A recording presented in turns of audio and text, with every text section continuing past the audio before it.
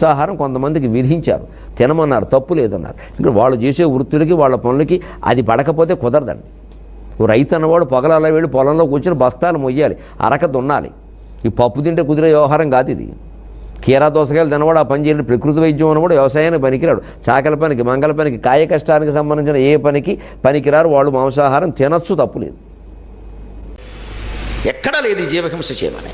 మనమే పెట్టుకున్నాం ఇవన్నీ కూడా. ఎందుకంటే మనం ఆలోచన ఎందుకు వస్తుందో చెబుతున్నా. బ్రాహ్మణ చేయడు ఈ పని, శాకాహారం తినేవాడు చేయడు. వాడు పప్పు తింటాడు, పప్పే పెడతాడు అక్కడ. కక్క మొక్క తినేవాడు ఏం చేస్తాడు, మనం తింటున్నాం అమ్మవారికి పెట్టకపోతే ఎలాగా? నువ్వు తింటే అది పెట్టాలా? నువ్వు తిన్న గడ్డెల్లా ఆవిడకి పెట్టాలా? అసలు మనం తినడమే తప్పు, మరి ఆవిడకి పెట్ట ఇంకో తప్పు ఇక్కడ. ఇందుకోసం ఏకంగా మనం మొక్కుబళ్ళు పేరు మీద డబ్బు కాదు, పసుపు కాదు, కుంకం కాదు, బెల్లం కాదు, కూరగాయ కాదు, నరగాయ కాదు, జీవుల పీకలు కోసేస్తామా?